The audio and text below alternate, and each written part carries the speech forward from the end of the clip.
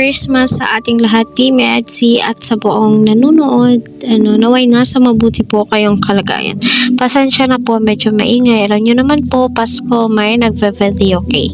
So, gusto ko lamang pong i-topic ang interview ni Jeric TV patungkol nga po kay Kalingap Edu. Habang ikinikwento naman po ni Edu ang mga nangyari ay medyo napapangiti po siya ng maaalala ang mga ito. So, ganun, no? Ganun po sila ka-close na ni wifey. Kasi nga po, sabi niya doon sa sagot niya sa MC ay sila na or tayo na at yun ang nga po napapailing po.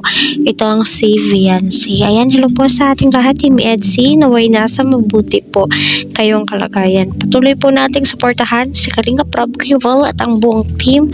Huwag ho natin skip ang kanilang ads para sa ganun ay marami pa pong kababayan po natin ang kanilang matulungan and syempre ang kanilang malingap.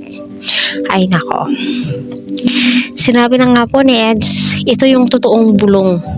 Kaya makinig kang mabuti. Sinabi niya kay Kalingap Jeric or si Sir Starax.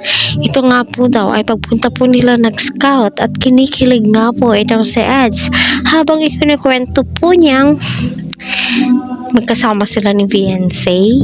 So ganyan po ka-supportive si Viancy.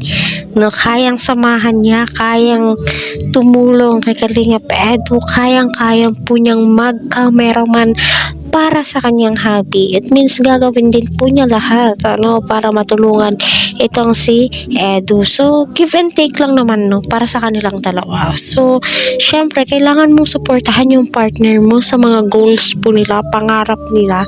Kasi, unang-una sa lahat, para sa inyo din po yan. Hindi naman po sa kanya lahat, di ba? Para din po yan sa kanyang mga beneficiary. Kaya, dyan mo masasabi na deserve ni Edu ng isang babaeng very supportive na itong si Viancy.